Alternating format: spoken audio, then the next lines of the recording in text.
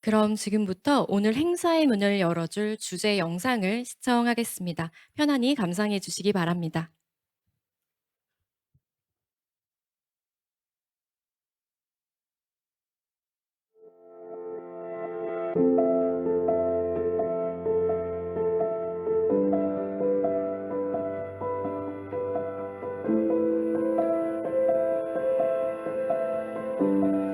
나는 진짜 뭐이든 사고 싶어도요. 돈이 부족하니까 안 사요. 저는 사고 싶어도.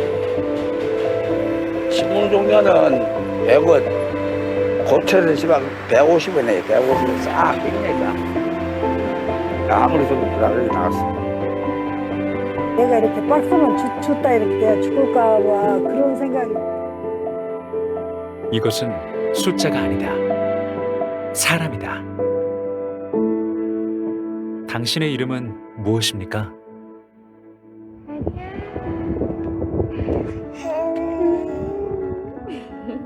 존재만으로도 희망이었던 이름은 사회의 자부심이 되었고, 기적을 이뤘던 시절을 지나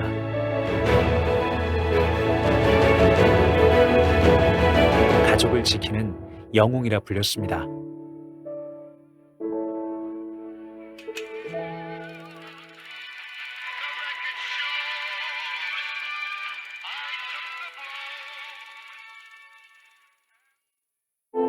하지만 아무도 불러주지 않는 순간, 퇴직은 안식이 아닌 빈곤의 시작이 되었습니다. 내가 옛날에 얼마 받았는데 그 생각하면 일을 못 하겠더라고요. 다시 문을 두드린 사회는 차갑고 낯설고 할 수 있는 게 최저임금을 노동의 자격조차 쉽게 허락하지 않습니다. 노년이 길어진 시대는 가난이 길어진 시대가 되었고, 그리고 남은 건 긴 하루와 누구도 묻지 않는 이름 하나. 내 이름은 무엇일까요? 이제 그 이름이 다시 불려야 합니다. 다시 시대를 개척하는 새로운 세대의 이름으로, 다시 뛰기 시작한 당신의 이름으로, 숫자가 아닌 사람으로, 과거가 아닌 미래로. 나는 아직 일할 수 있다, 배울 수 있다, 꿈꿀 수 있다, 시작할 수 있다, 도전할 수 있다. 노인에게도 미래가 있습니다. 이름을 부르는 순간 모든 것이 다시 시작됩니다. KDI 한국은행 공동 심포지엄 초고령 사회의 빈곤과 노동 정책 방향을 묻다.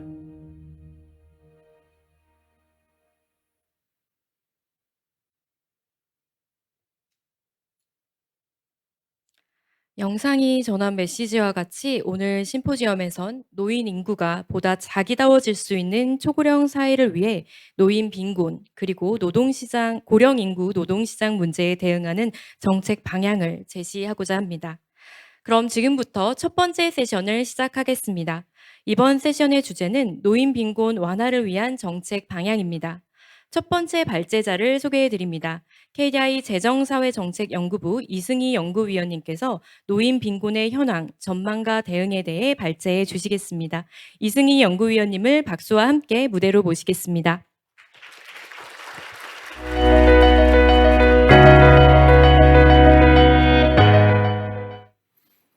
예, 안녕하세요. 첫 번째 발표를 맡은 KDI 이승입니다. 오늘 제가 말씀드리고자 하는 것은 우리나라 노인 빈곤의 현황, 그 전망과 대응에 대해서 말씀드리도록 하겠습니다. 먼저 노인 빈곤 현황입니다. 모두 대부분 아시다시피 우리나라의 노인 빈곤율은 OECD에서 가장 높은 수준입니다. 여기 지금 화면에 보시는 일단 첫 번째 그림, 노인 빈곤율의 추이인데요. 보시면은 이제 우리가 일반적인 노인 빈곤율은 처분 가능 소득을 기준으로 합니다. 처분 가능 소득은 여러분이 생각하시는 뭐 국민연금이라든가 기초연금 이런 것들을 모두 포함을 했을 때 과연 고령층이 얼마나 빈곤한지를 측정하는 지표인데요. 보시면 2016년 43.5%에서 2023년 38% 수준으로 보시면 추세적으로 감소하고 있습니다. 하지만 여전히 38%란 말은 고령층 10명 중에 4명은 빈곤한 상황이라는 것을 의미합니다. 그렇다면은 이게 정말 이 빈곤율이 높은 것인지 낮은 것인지에 대해서는 저는 OECD의 이제 뭐 다른 국가들과 비교를 했을 때 과연 우리나라 노인 빈곤율이 청장년층 빈곤율 대비 높은 것인가를 살펴봐야 된다고 생각을 하는데요.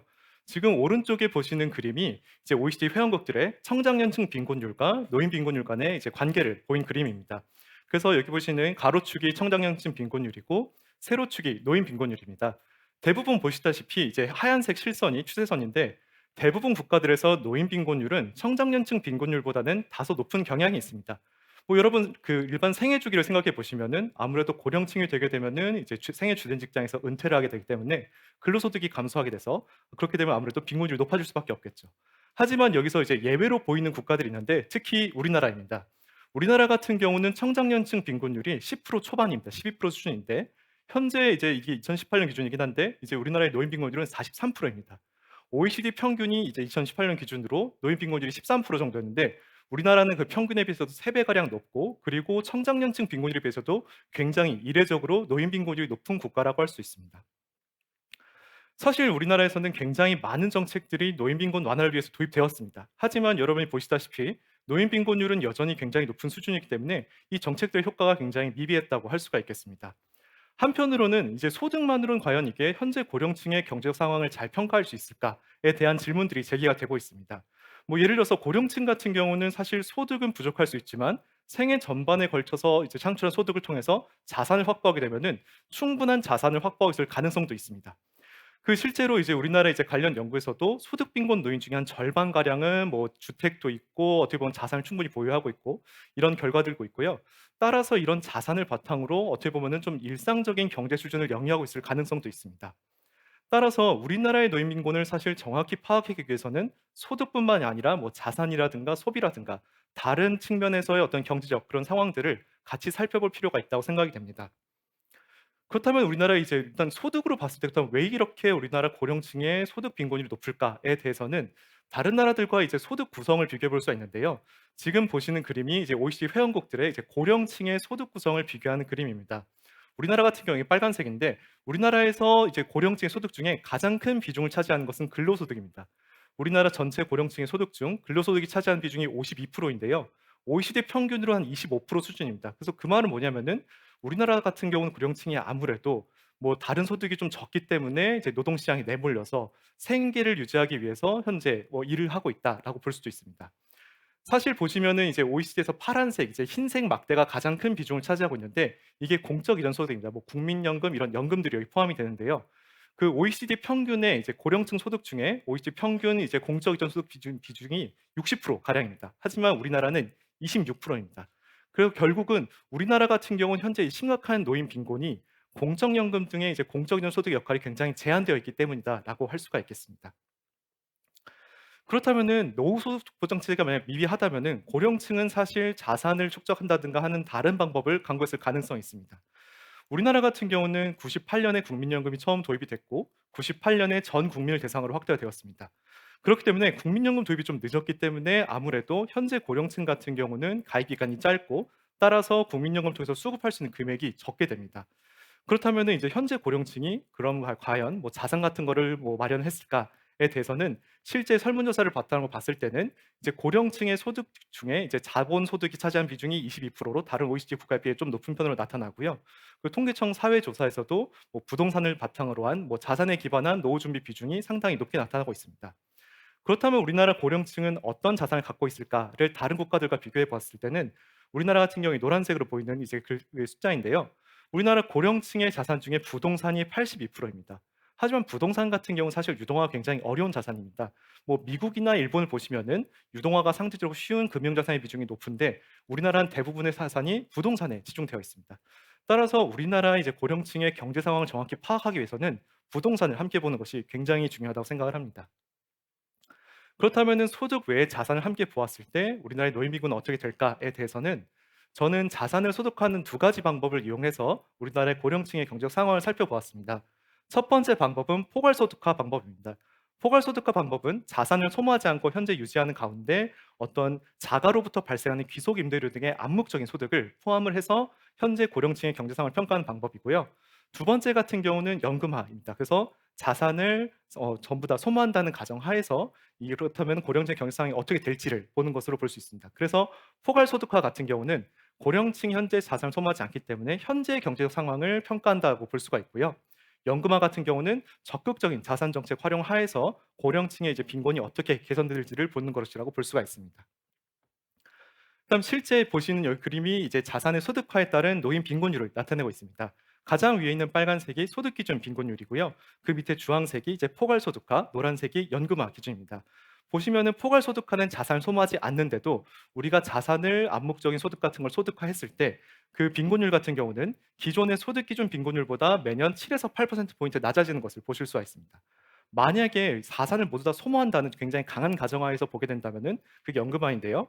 이런 경우라면은 지금 노란색처럼 그 소득 기준 빈곤율에 비해 매년 한 13에서 14%포인트 낮은 수준인 것을 보실 수가 있습니다. 따라서 자산 소득화하게 되면은 결국 소득 기준 노인 빈곤율보다는 빈곤율이 감소하게 됩니다. 그렇다면 이제 전체 노인의 약 40% 정도가 소득 기준으로 빈곤하다고 말씀을 드렸었는데요. 이제 그렇다면 소득과 자산 두 가지 측면에서 모두 빈곤한 고령층과 아니면 소득은 빈곤하지만 자산 빈곤하지 않은 고령층 이런 것들을 이제 나눠볼 수 있는데요. 먼저 소득은 빈곤하지만 자산이 빈곤하지 않은 고령층은 전체 고령층의 한 10% 정도 되는 것을 보실 수가 있고요. 하지만 여전히 보시면은 빨간색 막대 보시면은 대부분 30% 수준인 것을 보실 수 있습니다. 이 맨 밑에 있는 빨간색 막대가 소득과 자산이 모두 적은 어떻게 보면 경제적인 취약계층의 비율이라고 할 수 있습니다. 따라서 자산을 우리가 소득화해서 보더라도 고령층 중에 소득과 자산이 모두 적은 고령층의 비중이 상당한 것을 확인하실 수가 있습니다. 실제 이제 자산의 소득화에 따른 이제 그 노인 빈곤을 보기 위해서 다른 국가들과 이제 가용한 데이터를 가져간 다른 국가들과 비교를 해봤을 때도 우리나라 같이 뭐 자산을 소득한다고 해서 꼭 노인 빈곤율이 감소하는 것은 아닙니다. 뭐 호주나 미국, 영국 같은 국가들에서는 자산을 고려했을 때 노인 빈곤율이 감소하게 되지만 뭐 그 외 국가들, 뭐 이탈리아라든가 핀란드 같은 경우 오히려 더 증가하는 경우도 있습니다. 그래서 현재 우리나라에서 이제 자산을 소득화했을 때 빈곤율이 낮아진다는 것은 아무래도 빈곤한 고령층 중에 충분한 자산을 가지고 있는 사람들의 비중이 꽤 있다라고 말씀드릴 수 있습니다. 그리고 보시면은 하지만 한편으로는 자산을 소득화해서 빈곤율을 보더라도 우리나라 빈곤율이 다른 국가들에 비해 굉장히 높은 수준이기 때문에 우리나라의 노인 빈곤은 굉장히 심각한 수준이다라고 말씀을 드릴 수 있을 것 같습니다. 그렇다면 이렇게 심각한 노인 빈곤의 원인에 대해서 살펴보기 위해서 저는 우리나라 노인들을 이제 출생 세대별로 나누어서 빈곤율을 좀 살펴보았습니다. 그래서 출생 연도를 기준으로 5세대를 고려했는데요. 첫 번째 세대는 30년대 후반 출생, 그 다음에 40년대 전반 후반 출생, 그리고 50년대 전반 후반 출생 이렇게 5세대로 나눠서 각 세대 간의 경제 상황이 어떻게 다른지를 먼저 살펴보았습니다. 이런 분석을 통해서 제가 설명할 수 있는 것은 일단 2010년대 이후에 우리나라 노인 빈곤율에서 발견하는 두 가지 특징이 있는데 첫 번째는 노인 빈곤율이 추세적으로 만만히 감소하고 있다는 점과 그다음 두 번째는 초고령층 75세 이상과 65세에서 74세 연소고령층 간의 빈곤율 간에 굉장히 큰 차이가 나타나고 있다는 점입니다. 그래서 이렇게 세대별 노인 빈곤율을 살펴보았을 때는 지금 그림과 같이 완전히 세대별 노인 빈곤율이 분리되어 있는 것을 보실 수가 있습니다. 가장 높이 있는 빨간색이 이제 1930년대 후반 출생의 빈곤율이고요. 그 밑이 40년대 전반, 40년대 후반, 50년대 전반, 50년대 후반 빈곤율입니다.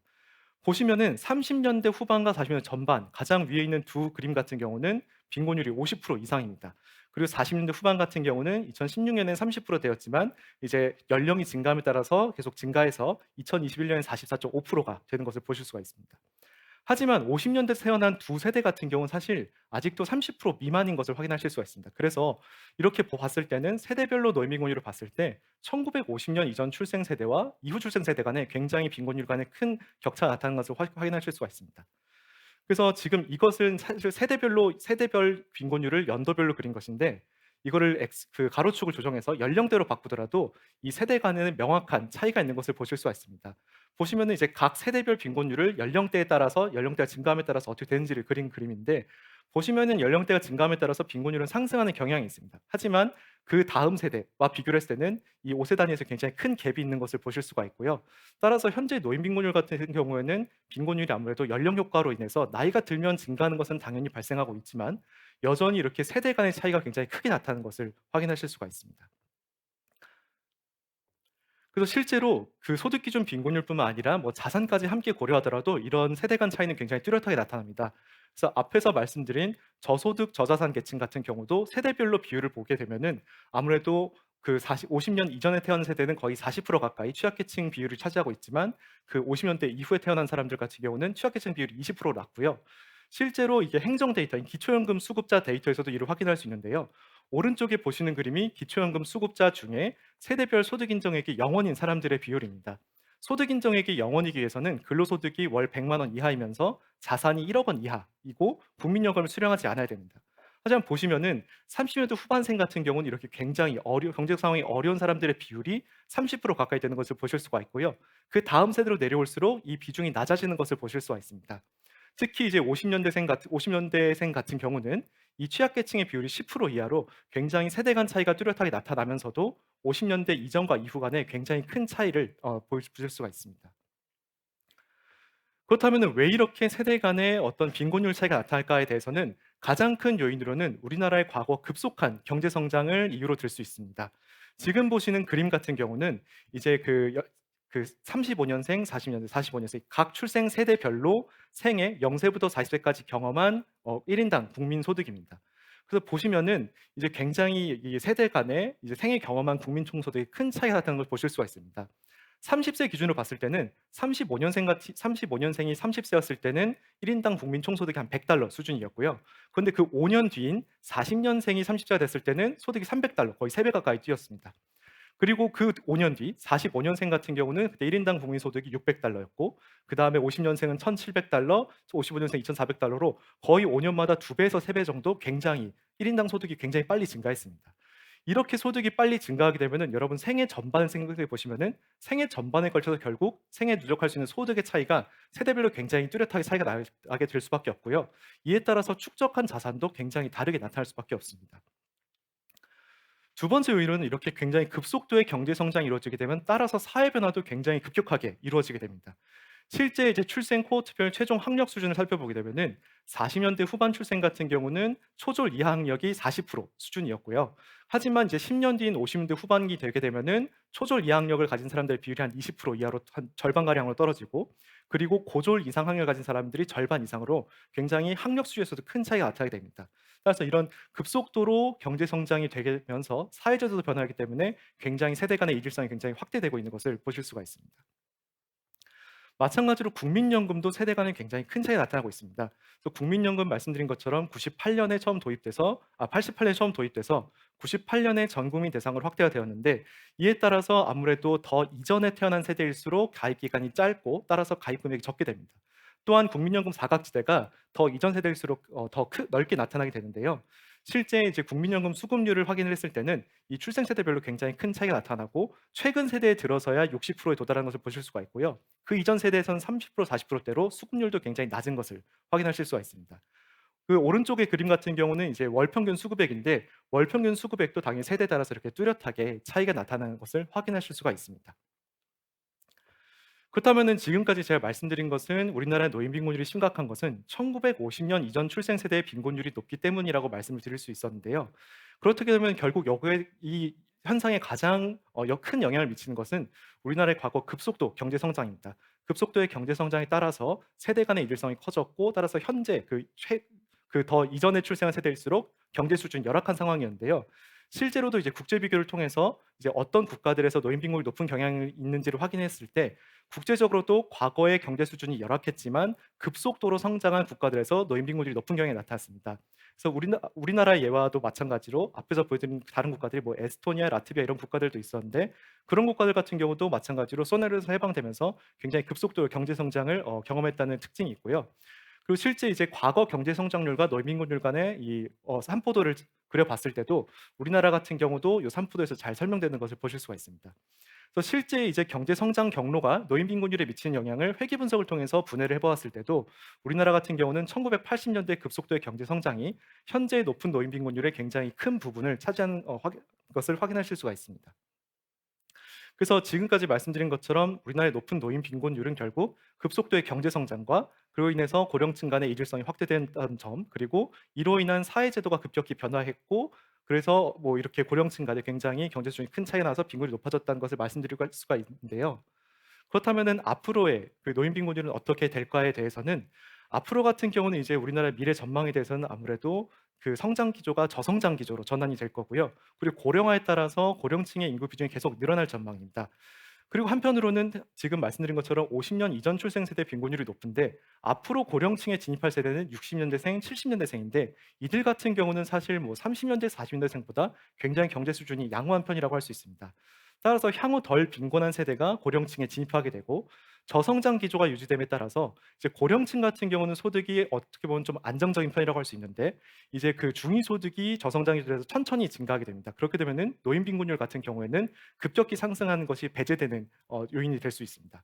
그리고 또 한편으로는 고령화가 되기 때문에 고령층의 인구가 많아지게 되면은 중위소득은 아무래도 고령층의 소득에 가까워질 수밖에 없습니다. 따라서 노인 빈곤율은 이 장기적으로 보았을 때는 계속 하락할 것으로 생각이 됩니다.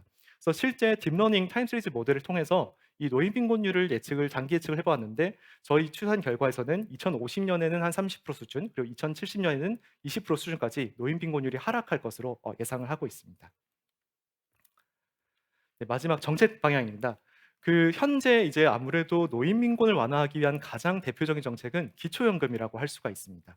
기초연금 같은 경우는 현행 기초연금은 고령층의 70%를 대상으로 하는 목표 수급률제를 가지고 있습니다. 그래서 고령층의 소득과 자산을 바탕으로 소득 인정액을 먼저 계산을 하고요. 이 소득 인정액이 가장 낮은 하위 70%에게 기초연금을 지급하고 있습니다. 그래서 2015년 같은 경우는 그 고령층의 하위 70%에 대한 상한선인 선정 기준액이 기준 중위 소득 50% 이하 수준이었습니다.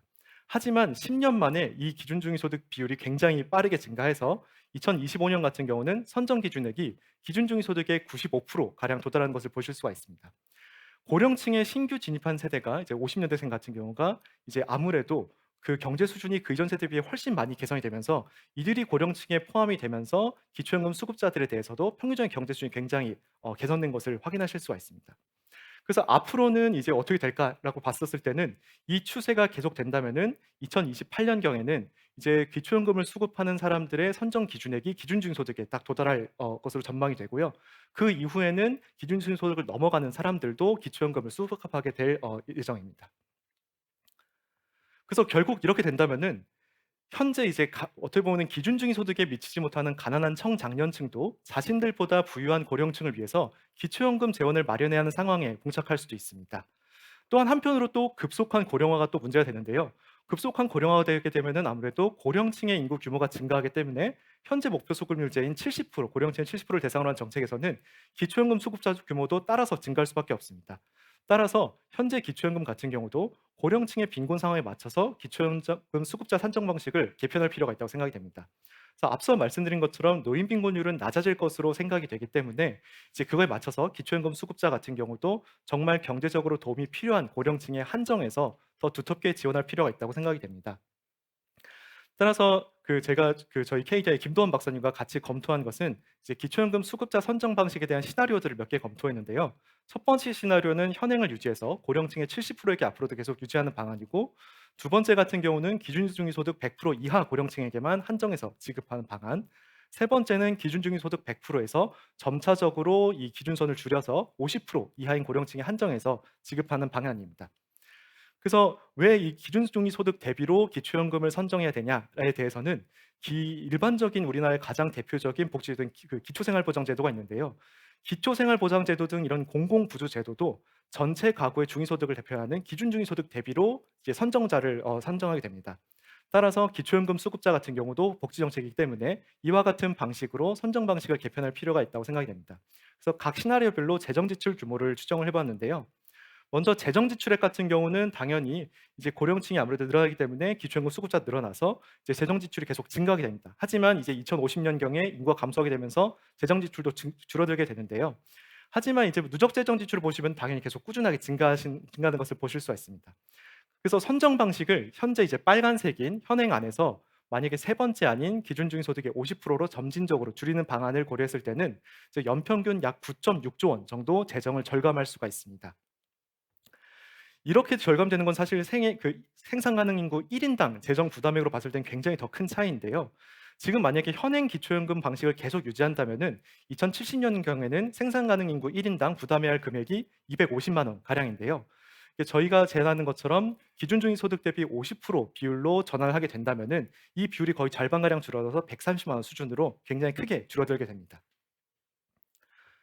하지만 그렇다면 이렇게 기초연금 재정을 뭐 줄이는 것도 중요하지만 사실은 아직까지 많은 고령층이 굉장히 빈곤한 상황에 놓여 있기 때문에 이들에게 어떻게 지원을 할지가 또 중요한 문제가 될 수 있습니다.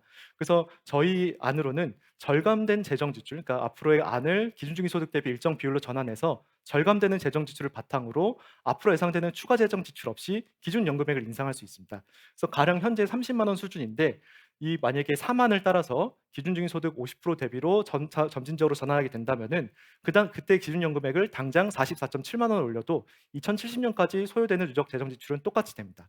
따라서 이렇게 정말 고령층의 절실한 도움이 필요한 사람들에게 전환할 필요가 있다고 생각이 됩니다.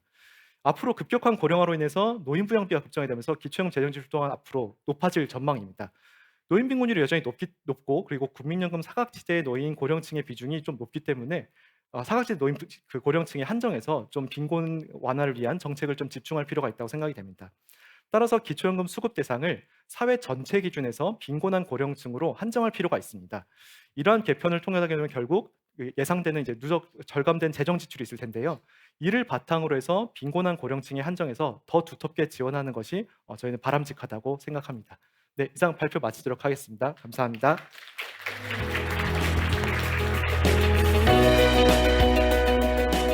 네, 이승희 연구위원님 발표 잘 들었습니다. 다음으로 한국은행 경제연구원 황인도 금융통화연구실장님께서 주택연금과 민간 영모기지 활성화를 통한 소비 확대 및 노인 빈곤 완화 방안에 대해 발제해 주시겠습니다. 황인도 실장님을 무대로 모시겠습니다. 큰 박수 부탁드립니다.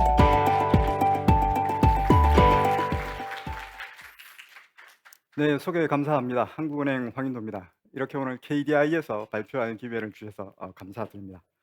제가 오늘 발표할 내용은 주택연금 그리고 민간 금융기관이 판매하고 있는 영모기지 상품 그것에 대한 수요가 얼마나 될지 저희가 수치적으로 살펴본 결과 그리고 그것이 활성화됐을 때 얼마나 경제에 좋은 효과가 있을지 살펴본 내용이라고 보시면 될 것 같습니다.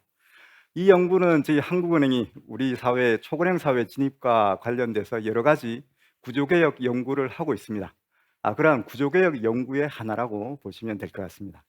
이 연구는 저뿐만이 아니고 같은 실의 김우석 조사역 그리고 금융시장국의 한재근 과장 그리고 실험경제학을 하시는 김덕규 교수님과 같이 협업한 결과입니다. 저에게 주어진 시간이 한 30분 정도 되는 것 같은데요. 제가 바로 핵심적인 결과부터 말씀을 드리도록 하겠습니다. 첫 번째 핵심 결과는 주택연금에 대한 잠재 수요가 상당하다라는 것입니다. 저희가 주택연금에 대해서 설명을 드리고 주택연금을 잠깐 말씀을 드리면 주택연금은 자기 집을 담보로 맡기고 그 집에 계속 살면서도 평생토록 연금을 받을 수 있는 상품입니다.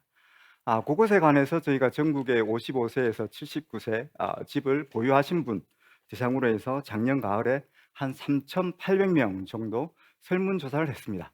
그래서 주택연금이란 이런 것이다 이렇게 설명을 드리고 앞으로 그것을 이용할 생각이 있는지 물어봤습니다. 그랬더니 응답자의 한 35%가 이용할 생각이 있다 그렇게 답을 해서 상당히 관심도가 높다라는 것을 확인을 했습니다. 두 번째 핵심 결과는 저희가 상품 설계를 소비자들이 원하는 방향으로 조금 보완한 상품을 알려드렸습니다. 예를 들면 지금 주택연금은 이용했던 집을 자녀에게 상속하기가 좀 어렵게 되어 있습니다. 그것을 상속을 좀 더 쉽게 해주는 그런 가상의 새로운 개편안이 나온다 그러면 가입을 하겠냐 물어봤더니 그 경우에는 41.9%가 이용하겠다 답을 했습니다. 다른 개편안도 저희가 제시를 했는데요. 평균적으로 41.4%가 가입을 하겠다 그렇게 답을 했습니다. 지금의 연금을 설명했을 때는 35%, 그런데 더 좋은 개편안이 나오면 41% 이상이 나왔으니까 가입의 양이 한 6%포인트 정도 오른 것을 확인을 할 수가 있습니다. 세 번째 핵심 결과는 활성화됐을 때의 기대 효과입니다. 성장과 분배, 양면에서 우리 경제에 도움이 된다는 것입니다. 앞에서 저희가 가입할 생각이 있다라는 사람들을 조사를 했기 때문에 만약에 그렇게 생각이 있던 사람들이 모두 다 실제로 주택연금을 가입한다면 어떤 효과가 있을까? 저희가 한계 소비 성향이라는 것을 이용도 해보고 그 다음에 거시 계량 모형의 승수를 이용해서도 봤습니다. 그랬더니 이 경우에는 GDP가 한 0.5에서 0.7% 정도 그렇게 오르고, 그다음에 노인 빈곤율은 지금보다 3%포인트에서 5%포인트까지 떨어지는 것으로 그렇게 나왔습니다. 이것이 낙관적인 첫 번째 시나리오의 결과입니다. 그런데 저희가 사실 생각이 있다고 해서 그것을 모두 실행에 옮기는 것은 아닙니다. 가입해야지 미루다가 못하게 되는 경우도 상당히 많습니다.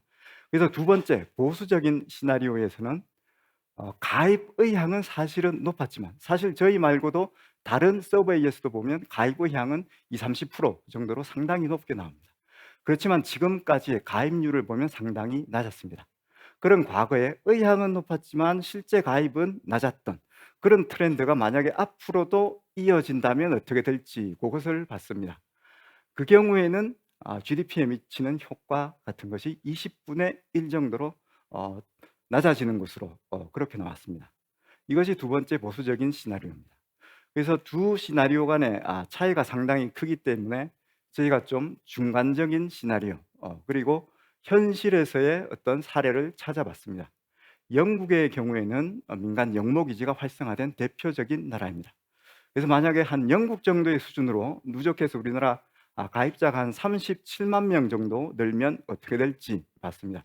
그 경우에는 GDP가 한 0.1% 정도 증가하는 걸로 그렇게 나왔습니다. 이렇게 세 가지 시나리오 결과를 보시면 드러나는 특징이 실제 가입률에 따라서 편차가 크다는 것입니다. 그래서 결국 관건은 실제로 얼마나 많은 사람들이 가입을 하느냐, 그것이 될 것 같습니다.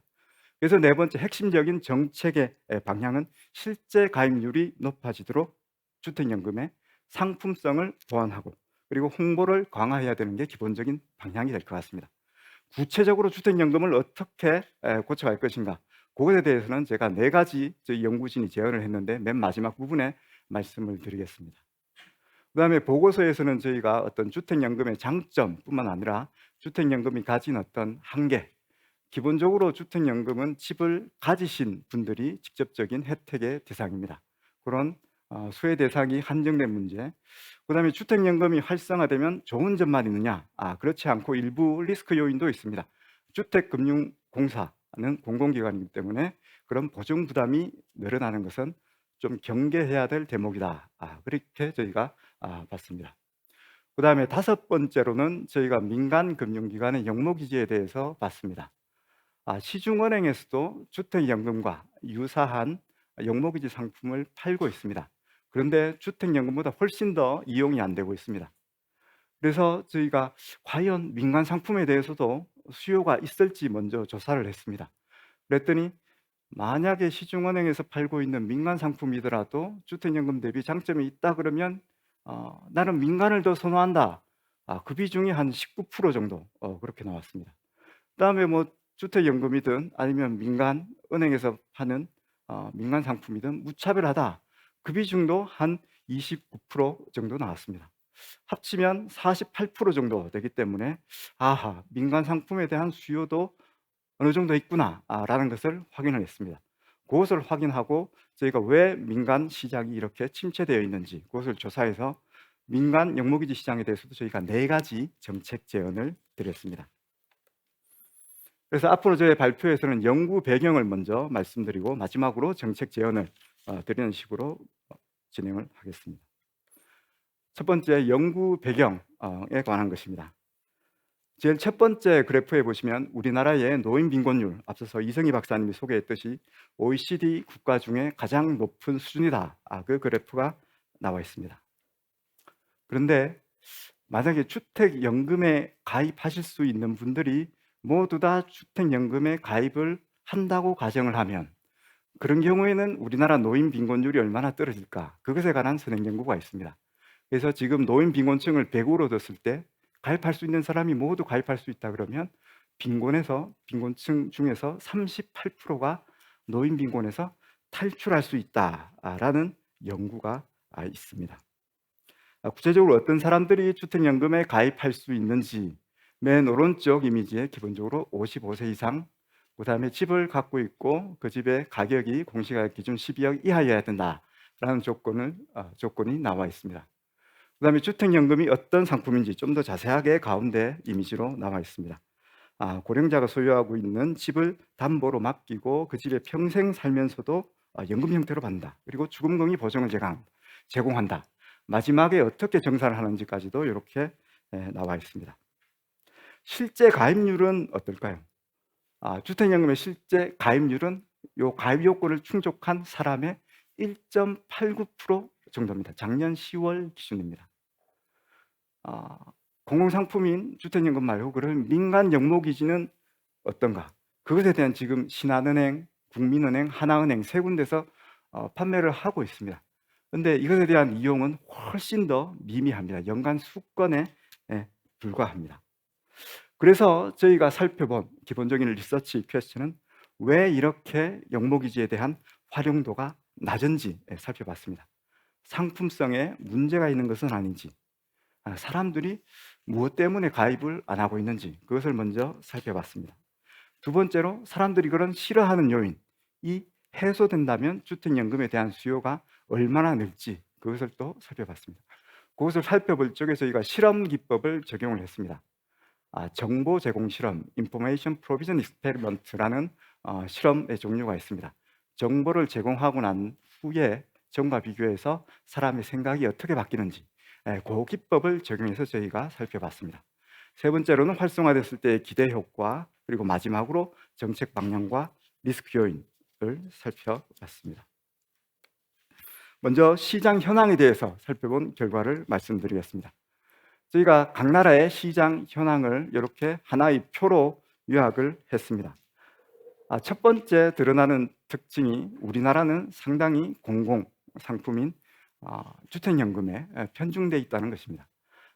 잔액 기준으로 보면 주택연금의 점유율이 99.9%, 민간의 점유율은 0.1% 정도밖에 되지 않습니다. 미국의 사례를 보면 미국도 공공 중심이긴 합니다. 그런데 민간 점유율이 한 7% 정도 되고, 영국은 완전히 민간 중심이고 호주도 민간 중심입니다. 그 다음에 그 중간 정도 표에 보시면 제가 각 나라의 시장 규모, 그 다음에 신규 가입 건수, 이것이 고령자 인구 대비 얼마나 되는지 이렇게 비교를 했습니다.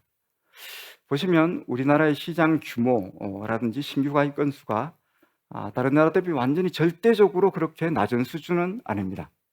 그런데 맨 아래쪽 두 줄에 제가 우리 각 나라의 노인 빈곤율, 그리고 고령자가 자산 중에서 얼마를 실물 자산으로 보유하고 있는지 비중을 또 비교를 했습니다.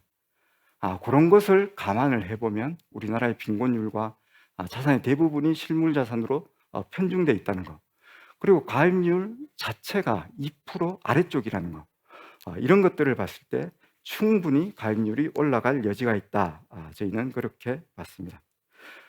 그 다음에 저희가 살펴본 것은 가입률이 이렇게 낮은 원인이 주택연금 수수료라든지 금리라든지 그런 것이 너무 비싸서 가입을 안 하고 있지는 않은가, 그런 저희가 질문을 가지고 다른 나라와 금리 수준이라든지 수수료 같은 것을 비교를 했습니다.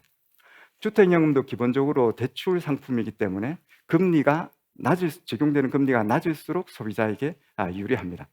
보시면 맨 왼쪽 그래프에 우리나라의 금리 수준 다른 나라 대비 가장 낮다라는 것을 확인을 할 수가 있습니다. 그 옆에 금리 스프레드, 각 나라의 10년 만기 국채 대비 얼마나 더 주택연금에 대해서 가상금리가 붙는지 그걸로 비교해봐도 우리나라는 낮은 수준이다라는 것을 확인을 할 수가 있습니다. 맨 오른쪽 표에 각 나라의 수수료를 제가 비교를 해놨습니다. 우리나라 금융기관의 수수료, 주택연금은 없어서 이거 좋고요. 그 다음에 보증료, 초기 보증료는 보증료도 미국보다 낮습니다. 다만 연간 보증료가 미국보다 조금 높은 수준입니다. 그래서 전반적으로 봤을 때 그렇게 수수료 체계, 금리 체계가 다른 나라 대비 나쁘지 않다라는 것을 확인을 할 수가 있습니다. 그 다음에 너무 비싼 것이 아닌가 관련돼서 저희가 두 번째로 확인을 한 것은 소비자 모형, 경제학의 모형을 이용해서 확인을 해봤습니다. 주택연금에 가입하게 되면 들어가는 비용이 금리 그리고 보증료를 내야 되고 그 다음에 상속을 못하게 됩니다. 그런 비용 대비 편익, 본인이 평생 연금을 받게 됩니다. 그것을 경제학에서 일반적으로 사용하는 모형을 가지고 그런 것들을 넣어서 과연 주택연금에 가입하는 것이 효용을 증가시키는지 아니면 떨어뜨리는지 봤습니다.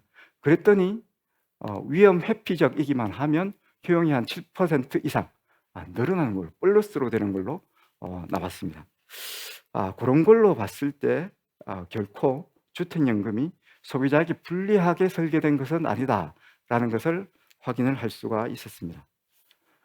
그래서 저희 연구진은 소비자에게 직접 물어보는 방식을 택했습니다. 설문을 할 적에 저희가 타겟팅한 모집단은 55세에서 79세 주택을 보유한 사람, 그것에 대한 대표 표본, 레프리젠터티브 샘플이 되도록 저희가 설계를 했습니다. 그래서 성, 연령, 그 다음에 지역별로 보유주택 유형별로 그렇게 비례할당 추출을 해서 표본을 뽑았습니다. 저희가 가장 첫 번째로 물어본 것은 과연 몰라서 주택연금을 가입을 안 하는 건 아닌지라는 의구심을 가지고 주택연금을 과연 들어본 적이 있는지 물어봤습니다. 그랬더니 응답자의 96%가 들어본 적이 있다라고 답을 했습니다. 그 들어본 적 있다라고 답한 사람 중에 과연 얼마나 알고 있는지 물어봤습니다. 그랬더니 1원만 들어봤다라고 답한 비중은 18%에 불과했고 대략 알고 있다, 그 다음에 자세히 알고 있다 라고 답한 비중이 82% 정도가 나왔습니다. 이런 걸로 볼 적에 인지도가 낮아서 가입률이 낮은 것은 아니다라는 것을 확인을 할 수가 있습니다. 그 다음에 두 번째로 저희가 이용할 생각이 있는지 물어봤습니다. 그랬더니 35.3%가 이용할 것 같다, 반드시 이용할 것이다 라고 답을 해서 상당히 잠재 수요가 높구나라는 것을 확인을 할 수가 있었습니다. 이렇게 5단계로 질문을 해서 마지막에 2단계 이용할 것 같다, 반드시 이용하겠다, 이것을 잠재 수요로 보는 것은 문헌에서 보통 취하는 방식입니다. 그러면 이렇게 이용하겠다는 사람은 많은데 왜 가입을 꺼리는지 그 다음으로 저희가 물어봤습니다. 그랬더니 제일 많이 나오는 응답이 받는 연금 총액 대비 총액이 집값 대비 손해일 것 같다, 그것이 가장 많이 나왔고, 다음으로 집을 자녀에게 물려주고 싶다, 그것이 두 번째. 세 번째로 주택 가격이 올라도 받는 연금액은 따라오르지 않기 때문에 그것 때문에 가입을 안 한다, 꺼린다 라고 답을 했습니다. 그래서 저희는 그러면 사람들이 이렇게 싫어하는 요인을 좀 없애주면 과연 수요가 얼마나 늘지 확인을 해봤습니다. 앞에서 말씀드린 대로 저희가 실험 기법을 취했습니다.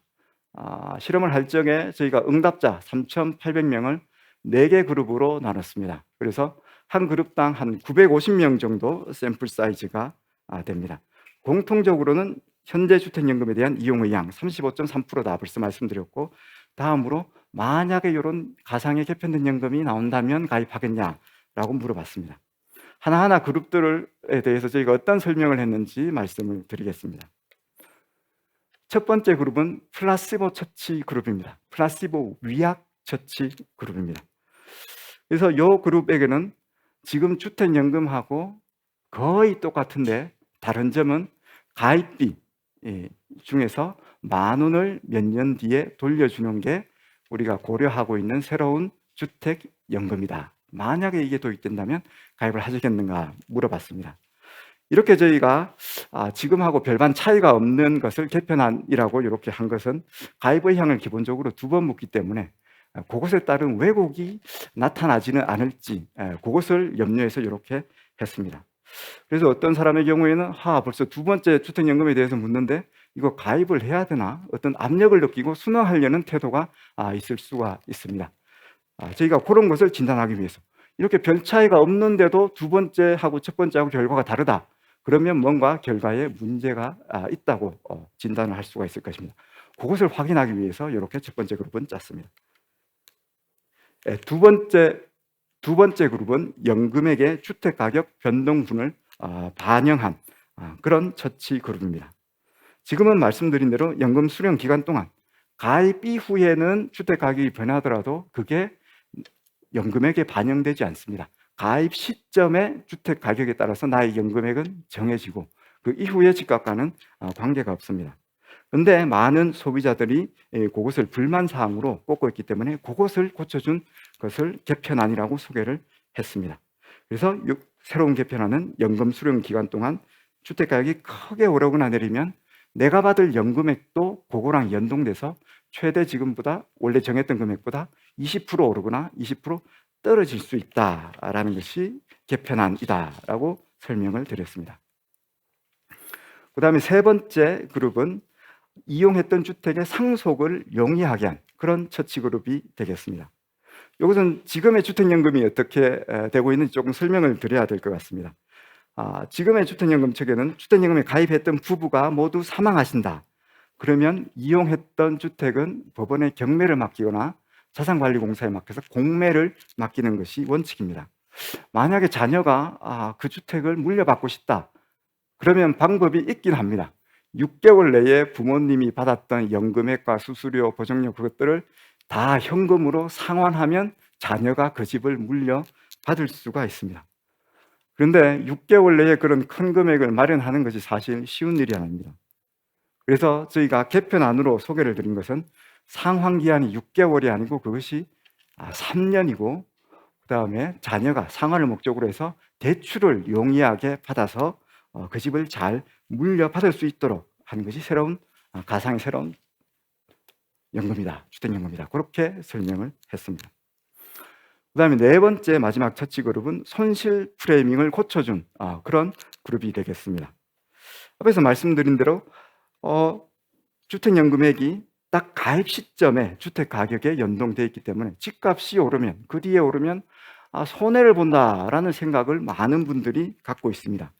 그것에 관해서 저희가 이 경우에는 새로운 개편안이 아니고 정보를 조금 더 드렸습니다.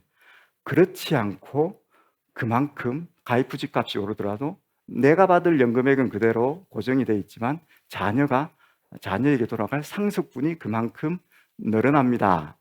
라는 것을 설명을 드렸습니다. 예를 들자면 이런 것이죠. 집을 팔았는데 4억이 됐다. 부모님이 받아가신 연금 총액 2억이었다.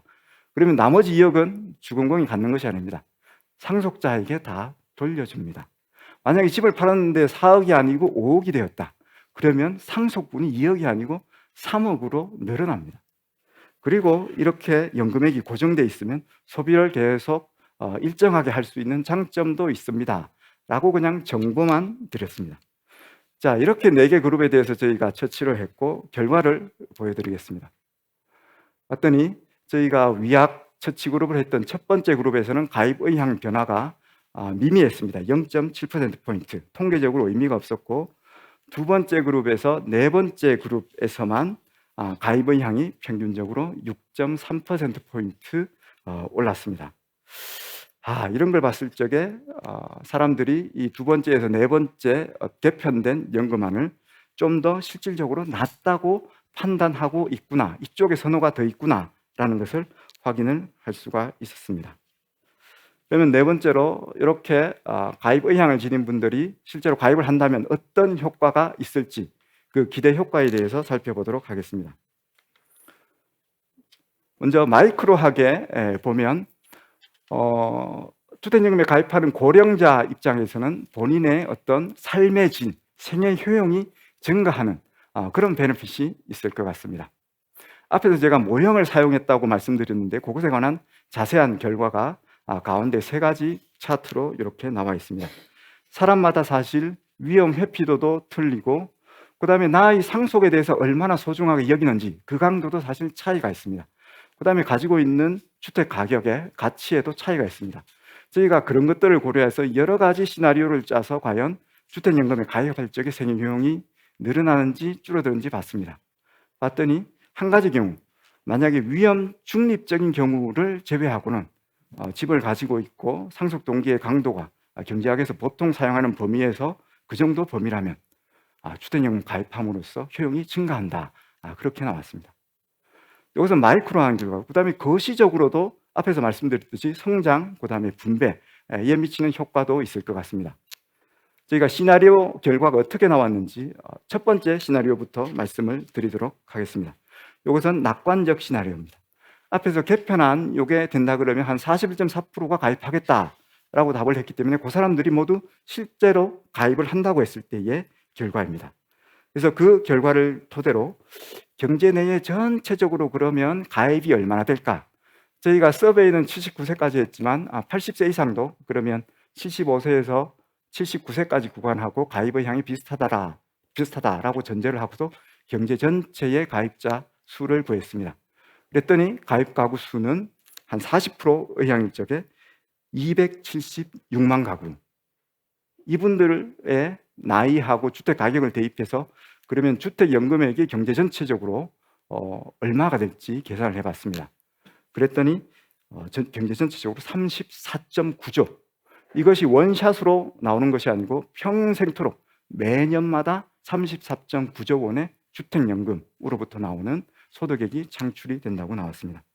만약에 이 중에서 이분들이 절반 정도 소비를 하신다. 그러면 민간 소비도 그에 따라서 한 17.4조 매년 이렇게 늘어나게 됩니다. 이게 GDP 대비 얼마냐? 0.7% 정도 되는 규모입니다. 이것이 저희가 취한 첫 번째 한계 소비 성향을 적용했을 때 GDP가 얼마나 늘까 결과입니다. 그 다음에 다른 방법론 두 번째, 세 번째는 저희가 거시 계량 모형의 승수를 이용을 했습니다. 이용할 적에 정부가 가계에게 이전 지출을 했을 때 그때 여러 가지 일방균형 효과를 감안해서 GDP에 미치는 효과, 이 승수는 상당히 학계에서 검증이 되어 있는 승수이기 때문에 이것을 활용했습니다. 물론 주택연금을 이용했을 때 그리고 정부에서 이렇게 현금을 받았을 때 그 면이 완전히 같지는 않습니다. 그렇지만 어떤 공공부문에서 잠재적으로 어떤 부채 부담, 보정 부담을 지면서 가계에게 어떤 현금이 흘러서 들어간다. 그런 측면에서는 유사한 측면이 많기 때문에 저희가 이 승수를 이용해서 봤습니다. 그랬더니 저희 BOK 모형, 그 다음에 KDI의 이강구 박사님의 모형, 이 승수를 이용했을 때는 한 0.5에서 0.6% 정도 GDP가 늘어난다. 그렇게 나왔습니다. 그 다음에 노인 빈곤율에는 어떤 효과가 있을까? 저희가 가입 전의 소득, 가입 후의 소득 비교를 해서 봤더니 경제 전체적으로 노인 빈곤율은 한 3%포인트 정도 떨어지는 걸로 나왔습니다. 다른 기준, 선행 연구에 따르면 좀 더 크게 5%포인트까지 떨어질 수 있다. 그렇게 나왔습니다. 다음으로 어떻게 그 결과가 나왔는지 좀 더 상세한 내용이 나와 있습니다. 그래서 가입하겠다고 생각을 내비친 분들의 평균 연령 61세고 집값 나와 있고 연금액을 계산했더니 평균적으로 한 100만 원 정도 됐습니다. 그 오른쪽 차트에는 그러면 집을 가지신 분들 55세 이상 그분들의 평균적인 가구 소득이 얼마나 변하는지, 가입 전에는 7천만 원이었는데 가입 후에는 그분들 중에 한 40% 정도만 가입을 했음에도 불구하고 한 7,500만 원 정도로 늘어난 것을 확인할 수가 있습니다. 그 다음에 소득 분위별로 가장 가난한 1분위부터 5분위까지 떠서 봤더니 가장 소득 증가율이 높은 그룹은 저소득층, 저소득 유주택자 그룹에서 가장 혜택을 많이 보는 것으로 그렇게 나와 있습니다. 노인 빈곤율, 구체적으로 몇 명이나 노인 빈곤에서 탈출할지 저희가 계산을 해봤습니다. 그랬더니 가구 수로는 한 21만 5천 가구, 이걸 사람 수로 카운팅을 하면 34만 명 정도가 노인 빈곤에서 탈출할 수 있다. 그렇게 나왔습니다. 다음으로는 보수적으로 깐깐하게 보면 결과가 어떻게 다른지 보여드리겠습니다. 가운데 차트에 보시면 주택금융공사에서도 과연 주택연금에 대한 수요가 얼마나 될지 수요 조사를 한 것이 오렌지 색깔로 나와 있습니다. 여기에서도 지역에 따라 편차가 있긴 하지만 20%, 35%대로 상당히 가입 의향은 높았습니다. 그것과 함께 제가 실제로 누적 가입률이 어떻게 되어 있는지 그 숫자도 이렇게 같은 그래프에 그렸습니다. 그래서 가입 의향 대비 실제로 얼마나 가입으로 이어졌는지 저희가 이거를 권역별로 4개 권역이 되기 때문에 패널 회귀 분석을 돌릴 수 있습니다. 그 관계를 정확하게 이렇게 대입을 해서 이제까지 가입 의향은 높았는데 실제 가입률로 이어진 건 이 정도니까 이런 행태가 트렌드가 앞으로도 그냥 그대로 쭉 이어진다면 어떻게 될지 그 경우에는 효과가 한 20분의 1 정도로 줄어듭니다. 왜 그러냐? 기본적으로 가입 의향 중에서 실현되는 비율이 20분의 1 정도입니다. 룰 오브 썸으로 계산하면 그렇기 때문에 효과가 이렇게 나왔습니다. 그래서 이들 간의 편차가 크기 때문에 저희가 좀 더 리얼리스틱한 현실에서의 시나리오를 짜서 봤습니다. 영국도 이 사례를 저희가 봤는데요. 영국도 사실 상당히 부동산 보유 비중이 높습니다. 그리고 영국은 안정적으로 영목이지 시장이 성장을 하고 있습니다. 한 2022년까지 5년 평균으로 보면 매년마다 신규 가입 건수가 한 4만 4천 건 정도, 이렇게 영목이지 가입자 수가 안정적으로 이렇게 증가를 하고 있습니다. 근데 우리나라도 이 정도 수준으로 충분히 갈 수 있지 않을까, 그렇게 생각을 했습니다. 지금 2007년에 우리나라 주택연금이 출시된 이후에 상당히 가입자 수가 많이 늘고 있고, 또 작년에 하나은행이 새로 영목이지 시장에 진출을 했습니다. 초고령화가 심화되면서 이 정도는 갈 수 있다 봤고, 인구수를 감안해서 이렇게 활성화된 상태가 한 10년 정도 그렇게 지속이 된다면 그 경우에는 GDP가 한 0.1% 는다, 그렇게 나왔습니다. 노인 빈곤율 0%대지만 사실 사람 수로 따지면 4만 7천 명 정도가 빈곤에서 탈출하는 숫자이기 때문에 그렇게 적은 숫자만은 아니다라고 볼 수 있을 것 같습니다. 그다음에 마지막으로 정책 제언에 대해서 말씀을 드리겠습니다. 주택연금과 관련돼서 말씀을 드리면, 저희가 앞서서 실험을 했기 때문에 그 실험 결과에 기반해서 저희는 정책 제언을 했습니다. 첫 번째, 두 번째, 세 번째는 앞에서 말씀드린 두 번째, 세 번째, 네 번째 저축그룹에 대한 결과를 기반으로 했습니다. 만약에 주택 가격에 연동되는 주택연금이 나온다 그러면 사람들의 가입 의향이 유의하게 올랐습니다. 그래서 그런 상품을 출시, 옵션으로 이렇게 제공한다면 훨씬 더 소비자들이 많이 가입할 것 같다. 그 다음에 상속 요건을 완화해주면, 다음으로 홍보를 강화해서 손실이 아니라는 인식을 심어주면 가입률이 올라간다고 나왔기 때문에 기본적으로 이 세 가지 측면을 바꿔줘야 된다, 그렇게 저희는 봤습니다. 마지막으로는 저희가 영목이지 시장에 대해서도 서베이를 했습니다. 민간 영목이지 시장에 대해서 서베이를 했을 적에 어떤 점을 과연 개선시켜주면 좋겠냐, 가장 첫 번째로 필요한 게 뭐라고 생각하시냐라고 서베이를 했더니 가장 많이 나온 것이 건보료 아니면 세금에 대해서 감면해주는 그런 인센티브를 주면 좋겠다, 그것에 대해서 무려 50%의 응답자가 그것을 해주면 좋겠다라고 답을 했습니다. 그 설문 결과에 기반해서 저희는 지금 이 주택연금에 대해서 있는 혜택이 사실 재산세 25%를 감면해주는 것 하나밖에 없습니다. 그것을 좀 더 가입 인센티브를 강화해주면 좋겠다, 그렇게 생각을 했습니다. 마지막으로는 저희가 민간 영목이지 시장에 대해서 살펴본 결과를 말씀을 드리겠습니다. 앞에서 말씀드린 대로 만약에 민간 영목이지 상품을 주택연금보다 더 유리하게 설계를 한다 그러면 주택연금에 대한 선호도가 어느 정도 올라가는 것을 확인을 했습니다.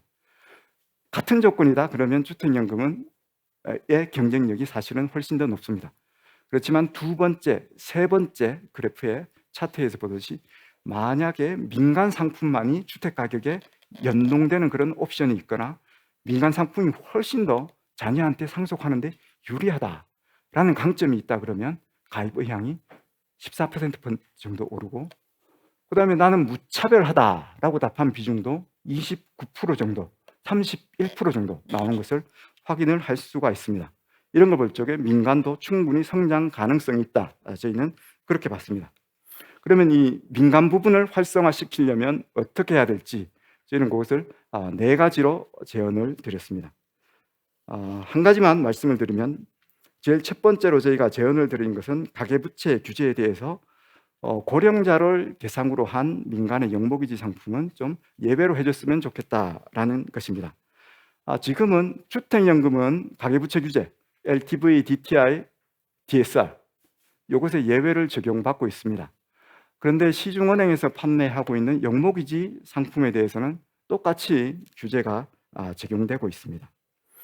그런 것들을 감안했을 때, 그 다음에 영목이지라는 상품의 성격 자체가 기본적으로 축적된 주택 자산을 기반으로 하고 있습니다. 그것을 기반으로 해서 고령자가 생활비를 조금씩 이렇게 대출 형태로 나가는 것이기 때문에 리스크는 우리가 일반적으로 생각하는 집을 살 때의 모기지처럼 높지가 않습니다. 그래서 영목이지, 왜 앞에 여기 붙어 있냐, 리버스 모기지, 현금 흐름이 반대고 리스크가 상당히 낮습니다. 그렇기 때문에 그렇게 이름이 붙어 있고, 이런 점을 감안했을 적에 그 규제에 대해서는 좀 고령자를 대상으로 한 것은 예외로 해줬으면 좋겠다, 그렇게 제언을 드렸습니다. 두 번째, 세 번째, 네 번째 제언도 생고사 진입, 이것도 저희가 말씀을 드리면, 생고사는 종신 상품에 대해서 운용 경험이 상당히 많습니다. 그렇기 때문에 주택연금 지금은 최장 만기가 30년밖에 되지 않습니다. 소비자들이 종신 상품을 많이 원하기 때문에 그런 상품을 개발하려 그러면 생고사의 진입이 훨씬 더 생고사가 진입하면 훨씬 더 그런 상품을 설계할 적에 유리한 장점이 있습니다. 그런 시장 조사를 기반으로 해서 저희가 4가지 정책 제안을 드렸습니다. 예, 이상이 저의 발표가 되겠습니다. 이 발표에서 제가 한 30분 동안 4가지 정도 메시지를 전달하고자 했습니다. 그래서 맨 마지막 슬라이드에 이렇게 1, 2, 3, 4 4가지의 이미지로 담았습니다. 이것이 잘 전달됐는지 모르겠습니다. 이상 제 발표를 마치겠습니다. 감사합니다.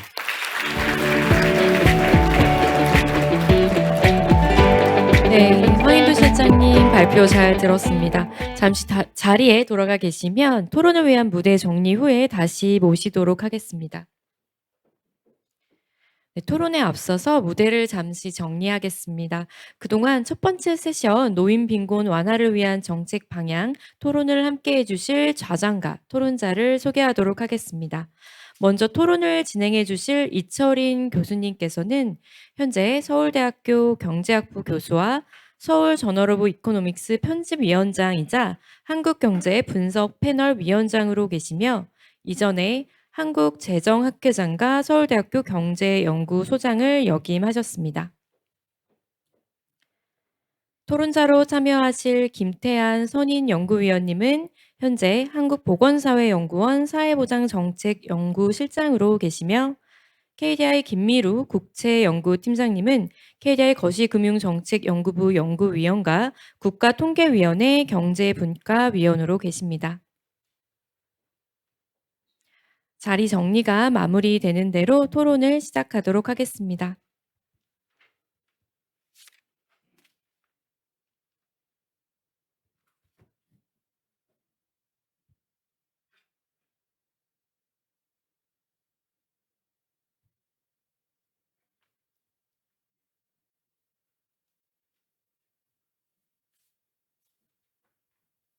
자, 그럼 앞서 발표해 주신 두 분의 발제자분들과 그리고 토론자를 모시고 노인 빈곤 완화를 위한 정책 방향에 대해 이야기 나눠보는 시간 갖도록 하겠습니다. 모두 무대 위로 자리해 주시길 부탁드립니다. 큰 박수로 맞이해 주시기 바랍니다.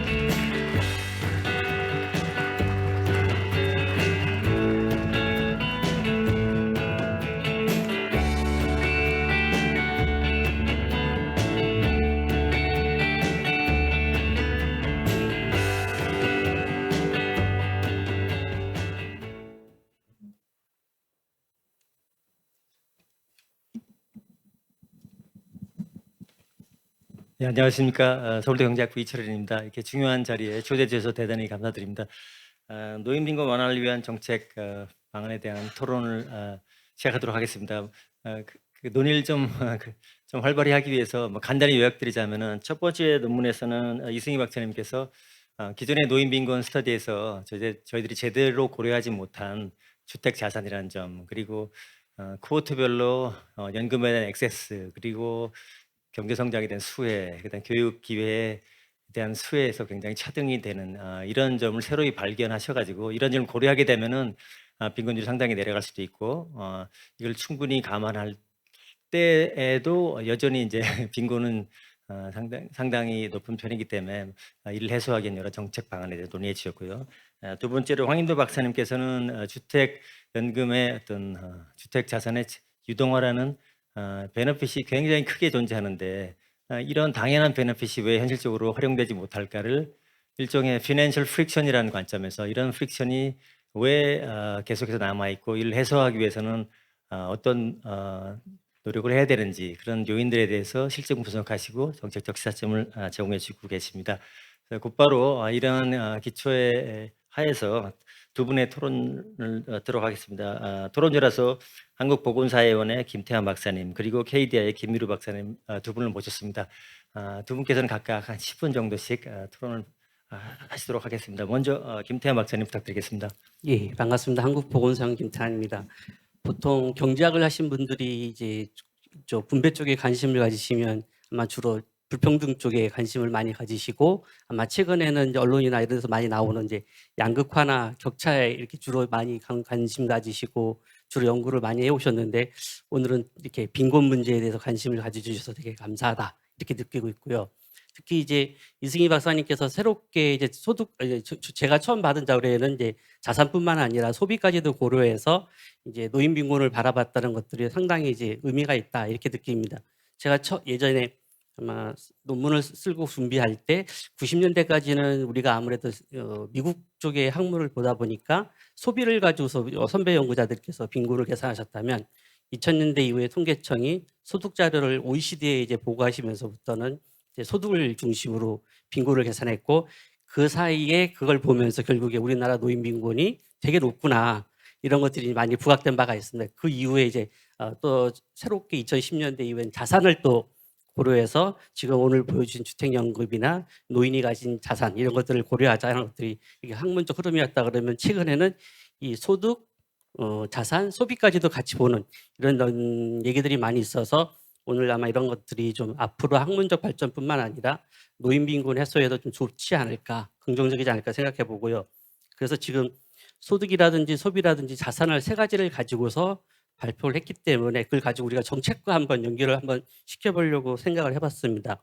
특히 이승희 박사님께서 주로 말씀하신 게 그 기초연금을 가지고서 이제 워낙 이제 막대한 재원이 들어가고 노인의 70%를 해서 이제 커버하고 있기 때문에 이 부분을 좀 조정하자 그러시면서 아마 기준중위소득 기준으로 이거를 조정하자 이런 말씀하신 것 같습니다. 그래서 이걸 한번 보면서 구체적으로 수치를 가지고서 한번 계산을 해보면 아까 슬라이드에 있듯이 기준중위소득 94% 보건복지부 발표 기준입니다. 이걸 보시면 아마 박사님은 2인 가구를 기준으로 했는데 보통 저희들은 1인 가구를 기준으로 보고 있기 때문에 이게 2025년 기준으로 보면 한 240만 원 정도 됩니다.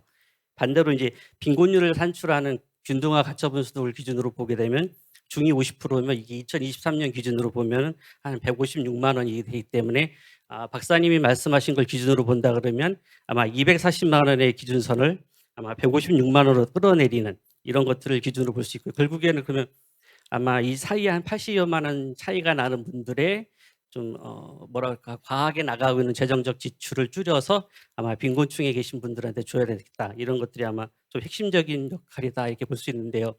실질적으로 저희들이 근데 빈곤선을 약간 분해해 보면 아까 38.2%를 40%로 가정하고 분해를 해보면 아마 하위 아예 20% 하위 이제 노인 한 20% 노인 빈곤율이 20% 되시는 분들은 이 빈곤선이라고 하는 156만 원과 격차가 상당히 많이 있습니다. 그래서 아까 박사님이 말씀하신 대로 한 만이조속 시대 많이 늘어나서 50만 원을 드리더라도 이분들은 거의 노인 빈곤에서는 벗어나기가 되게 어렵다 이렇게 말씀드릴 수 있기 때문에 그럼 우리가 무엇을 해야 될 거냐 생각한다 그러면 아마 저도 동의하는 것 얼추 동의한다 그러면 이 기초연금을 좀 급여액을 높여서 이분들이 최소한의 과거에 썼던 표현대로 하면 최저 생계비 정도의 생활 수준하고 50여만 원을 가지고 생활을 할 수 있도록 하고 그다음에 이제 박사님 보고서에 있는 대로 최근에 나오는 소비와 관련된 지출 부담을 줄여줘야 될 거라 이렇게 말씀드릴 수 있습니다. 그래서 지금 내년부터 아마 복지부가 의료라든지 간병이라든지 요양이라든지 이런 것들에 대한 부담을 줄여주기 위해서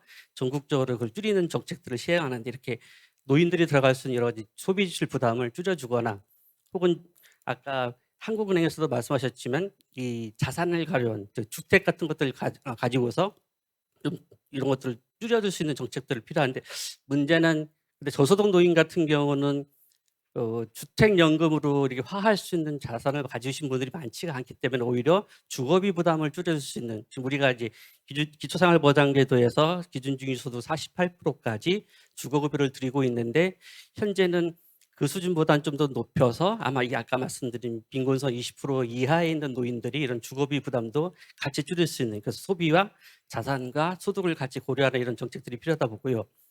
또 하나는 나머지 20%에 해당되는 빈곤선 아마 쉽게 생각하시면 아마 21%부터 40% 사이에 계신 분들은 그래도 소득을 벌고 있습니다. 아마 노인 실태 조사 이런 것들을 보게 되면 이분들은 보통 한 90에서 100만 원 정도의 소득을 가지고 계시기 때문에 이런 경우에는 아까 이승희 박사님 말씀하신 대로 한 50만 원 정도의 기초연금이 들어간다 그러면 아마 최소한 그 빈곤서양과의 격차가 30만 원 정도의 차이가 나기 때문에 이럴 때는 개인적으로 저는 이분들은 다 현세대 노인인데 이분들 같은 경우는 아까 자료에 듯이 현재의 국민연금으로는 되지가 않기 때문에 지금 최근 국회에서도 연금특위 이런 데서 많이 논의가 나오고 있지만 제가 제일 안타깝게 생각하는 게 주로 연금만을 바라보고 계신데 그 연금개혁특위에서도 노인 일자리 사업이라는 게 또 밖에서 운영이 되고 있습니다. 월 29만 원, 한 65만 명한테 지원하고 있는데 예, 아까 말씀드린 21%부터 한 40% 사이에 계신 분들은 만약 건강하신 분이라 그러면 이 노인 일자리 사업을 좀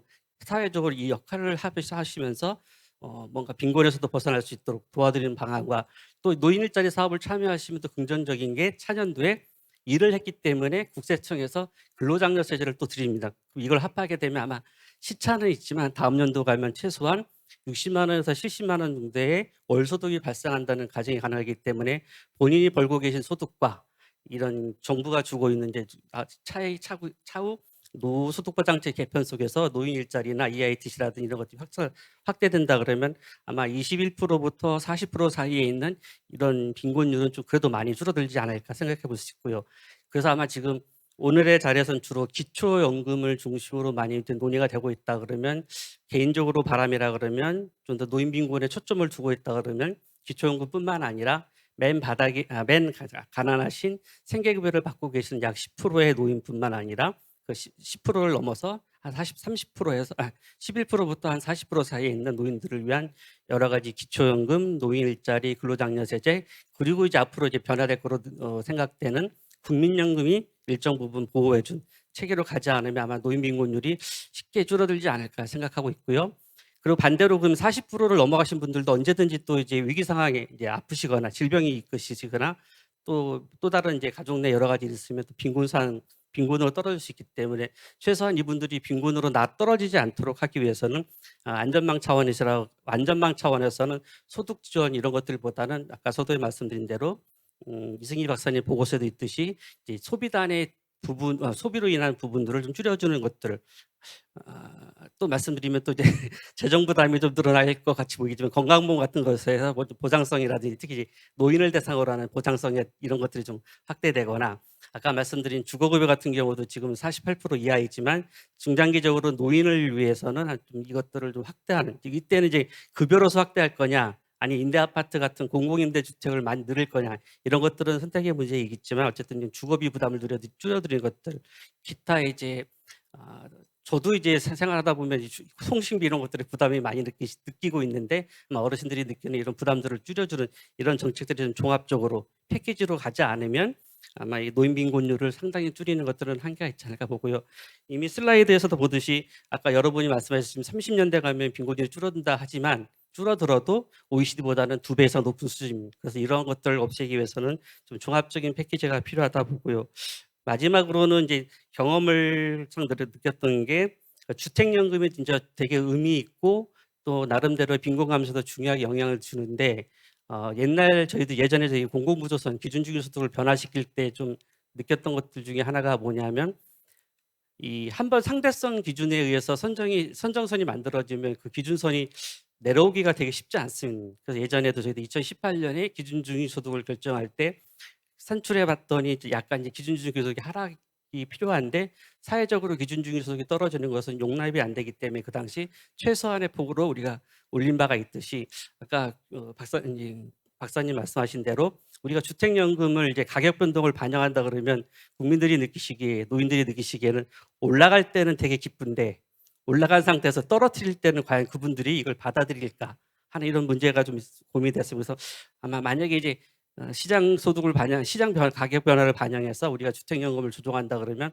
올라갈 때를 반영하는 것뿐만 아니라 과감하게 이제 떨어질 때도 주택연금이 줄어든다는 것들을 국민들한테 노인들한테 어르신들한테 인식을 드려야 되는데 이게 가능할 것인가 가장 문제고요. 고민스럽고 그런 부분은 같이 고민했으면 좋겠다 이렇게 말씀드리고 아까 총재님이나 원장님께서 많이 말씀하신 정년 연장과 관련해서는 좀 아마 뒷부분에서 많이 논의가 하는데 논의할 때 한번 검토해 주셨으면 하는 것들이 다들 아시겠지만 우리가 지금 60세 정년을 끝나고 나면 국민연금 수급 연령이 지금은 63세입니다. 그래서 지금 3년의 소득 단절 구간이 있다 보니까 많은 분들이 조기 노령연금을 받게 되고 있고요. 28년 되면 이게 64세로 들어서 4년의 소득 단절 구간이 있습니다. 예전에 복지부라든지 기재부 정부와도 회의를 하다 보면 이쪽 소득 단절 구간을 무엇로 채울 거냐 할 때는 답이 안 나오는 그렇기 때문에 이 소득 단절 구간을 채울 수 있는 방안들이 꼭 정년문 오늘은 주로 정년이 나왔지만 그거 이외에도 좀 다른 방안들을 같이 고민해 주시면 이 소득 단절 구간으로 인해서 베이비 부모 세대가 2차 베이비 부모 세대가 고령화됐을 때 바로 빈곤으로 떨어지지 않는 이런 현상들도 같이 한번 고민을 해주셨으면 하는 바람입니다. 이상입니다. 네, 감사합니다. 김태환 박사님께서는 기초보장제도와 기초연금 적절히 이제 결합해서 제대로 된 정책 목표를 수행할 수 있다는 점에 집중해서 논의해 주셨습니다. 곧바로 두 번째 토론자로서 김미루 박사님께 부탁드리겠습니다. 네, 안녕하세요. 소개받은 KDI 김미루입니다. 제가 황인도 실장님이 워낙 훌륭한 연구를 해주셔서 슬라이드를 좀 만들어야 되겠다고 생각을 했고 슬라이드를 만들어서 발표를 드릴 텐데요. 발표 드리기에 앞서 오늘 토론회를 시작할 때 아까 영상을 봤는데 제가 영상을 보면서 좀 후회가 됐습니다. 그 영상을 보니까 제 마음이 굉장히 따뜻해지더라고요. 근데 슬라이드 내용을 보시고 혹시 제가 너무 냉정한 사람이라고 생각을 하시게 될까 봐 오해를 하시지 말아줬으면 좋겠다라는 말씀을 먼저 드리고 시작을 하겠습니다. 먼저 말씀해 주신 내용에 대해서 간단히 요약과 시사점을 정리를 해보겠습니다. 기본적으로 제 이야기로는 주택연금과 민간 영모기지를 활성화해서 노인 빈곤을 완화해보자라는 게 기본적인 취지로 이해를 하고 있고요. 이승희 박사님 논의해 주신 내용과 연결해서 생각을 해보면 주택연금 활성화를 통해서 유의미한 노인 빈곤 완화가 가능한데 빈곤한 노인 중 약 25% 정도는 소득 기준으로만 빈곤하다. 그러니까 한 노인 빈곤이 40% 정도 되는데 10% 정도는 자산이 어느 정도 있으셔서 그 자산을 소득화했을 때는 그렇게 빈곤하다고 보긴 어렵더라라고 이제 생각을 할 수가 있고 따라서 자산 유동화를 잘 한다면 노인 빈곤을 일부 해소할 수 있다라고 생각을 할 수 있는데 그럼에도 불구하고 주택연금에 실제로 가입한 비율은 요건을 충족한 가구의 채 2%도 안 되더라라는 게 일단 기본적인 시사점이고요. 그래서 이 상품 설계를 잘 보완하면 주택연금 가입 의향이 상승할 것이다를 이제 설문조사를 바탕으로 한 연구를 통해서 보여주셨는데 뒤 슬라이드에서 좀 더 말씀을 드리겠습니다. 그리고 또 한편으로는 이것이 거시경제적 효과도 있는데 가입 시나리오에 따라서는 GDP는 최대 0.7% 그리고 노인 빈곤율은 최대 5%포인트 하락한다. 그러니까 이 부분에 대해서 사실 그 좌장님께서도 말씀을 해주셨다시피 아마 모형상으로는 일종의 파이낸셜 프릭션을 생각을 한다던가 혹은 이전 지출의 형태로 간주를 해서 이제 이런 계산을 하신 거라고 이해가 되고 이 부분에 대해서는 뭐 추후에 따로 말씀을 드리는 걸로 하고요. 오늘은 주로 정책 시사점 관련해서 말씀을 드리겠습니다. 그다음에 결국 상품성을 어떻게 보완할 것인가에 대해서 크게 두 가지 주택연금과 민간 영모기지로 나눠서 말씀을 해주시는데요. 공공주택연금 같은 경우에는 주택가격 변동 시 연금액에 반영하자. 그리고 상속 요건을 좀 완화하자. 그러니까 기존에는 결국 주택연금도 다 받고 나면 이것이 은행에서 빌린 것이고 주택을 처분해서 해결을 하거나 아니면 갚아야 되는 부채라고 생각을 할 수 있는데 기존 요건은 6개월 이내에 다 갚아야 된다라는 것인데 이것을 만기를 좀 늘려서 한 3년까지로 연장해 주자 이런 것으로 이해가 되고 그리고 사실 홍보가 제대로 좀 안 돼 있는 것도 있더라. 그러니까 제대로 정보만 알려줘도 늘더라. 그러니까 이런 부분도 있고 세제 혜택을 주자 이런 부분도 있습니다. 그다음에 민간 영모기지 관련해서는 가계부채 규제, 사실 가계부채 규제는 크게 DSR과 LTV 두 개를 생각을 할 수 있는데 이것에 대해서 좀 예외 적용을 해주자라는 말씀을 하셨고 또 종심 지급 보장, 그러니까 이제 죽을 때까지 주자는 거죠. 그다음에 비소구형 상품, 비소구형 상품은 일종의 유한 책임입니다. 그러니까 연금 받은 액이 주택 가격을 넘어서면 그것을 모두 책임지게 하는 것이 아니라 그냥 주택 가격 수준까지만 책임지도록 비소구형 상품을 도입을 하자. 그리고 생명보험사의 시장 진입을 유도하자. 이 정도로 정리를 할 수 있겠습니다. 그래서 그 다음으로 이 연구가 얼마나 중요한지에 대해서 이제 제가 생각을 해본 것은 이것도 이제 이승희 박사님 연구와 연관을 지어서 또 생각을 해볼 수 있을 텐데요. 저 이 그래프 저도 처음 봤습니다. 이 보니까 얼마나 차이가 많이 나는지 알겠더라고요. 그리고 지금 초고령층에 대한 일종의 존경심이랄까 그런 마음도 좀 생겼는데요. 그러니까 지금 그래프 보시면 눈에 바로 보이십니다. 그래서 1인당 국민소득 각각의 연령대별로 본인이 살아온 이제 생애의 국민소득을 보여주는 것인데 차이가 굉장히 많이 나더라고요. 그래서 초고령층은 열악한 경제 환경에서 대부분의 생애를 보냈고 은퇴 후에도 또 한편으로는 우리나라는 기대 수명이 굉장히 빨리 증가하는 특징이 있습니다. 내가 은퇴를 다 했는데 그래서 추가적인 소득이 그렇게 발생을 많이 안 하는데 나의 기대 여명은 계속 늘어난단 말이죠. 이렇게 되면 노후 대비가 또 충분하지 못한 상황을 맞닥뜨리게 되는데 이런 것들을 종합을 해봤을 때 노인 빈곤 문제를 우리가 시급히 다뤄야 한다라는 점에서 모두 공감을 하실 거라고 생각을 합니다. 그래서 제가 이제부터 말씀을 드릴 부분이 좀 있는데요. 먼저 노인 빈곤에 대해서 어떻게 생각할 것인가를 먼저 말씀을 드리겠습니다.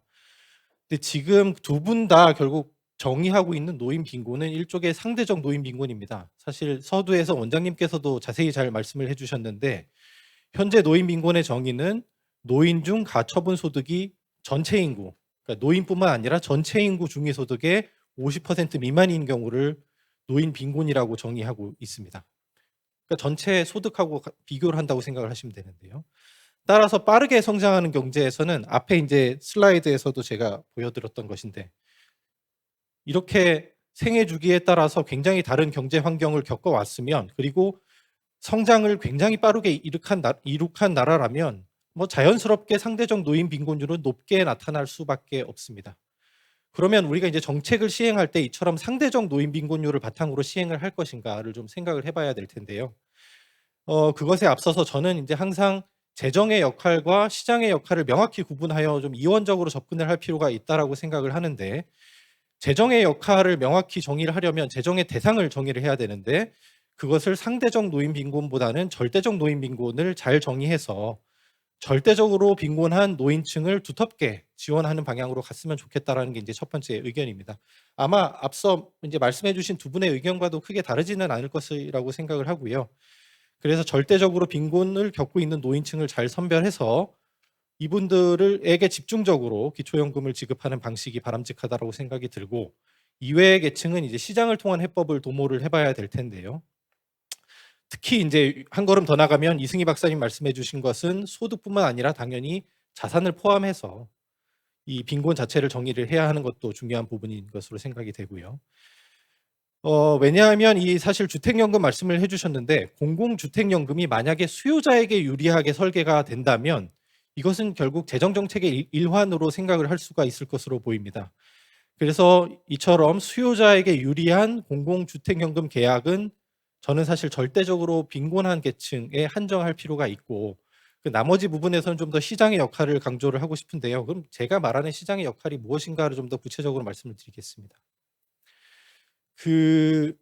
먼저 고령층 자산 유동화 과정에서 앞서 이제 가계부채 규제를 좀 예외로 해주자라는 말씀을 해주셨는데 저는 사실 뭐 이 주장은 굉장히 자연스럽다고 생각이 됩니다. 이 부분은 뒤에서 제가 좀 더 자세히 말씀을 드릴 텐데요. 먼저 동의한다라는 말씀을 좀 말씀을 드리고 그 다음으로 조금만 설명을 보태겠습니다. 우리가 이제 생애 주기를 생각해 보면 젊었을 때는 소득을 벌어가면서 점차 자산을 쌓아가는 과정이고 고령층이 되면 그 쌓아놓은 자산을 바탕으로 소득이 끊기고 나서 그 자산을 녹여가면서 살아가는 과정이 되기 때문에 그 과정에서 소득이 없이 자산만 있는데 여기에 DSR을 적용한다는 것은 좀 불합리한 측면이 있다라고 생각이 들고 또 LTV 관점에서는 제가 좀 더 뒤에서 말씀을 드리겠습니다.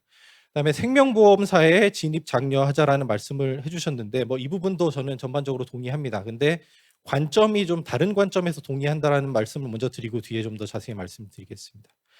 그다음에 공공주택연금으로 민간 영목이 시장 마중물 역할을 할 필요가 있는데 이것에 대해서도 이제 차차 제가 좀 디테일하게 말씀을 드리겠습니다.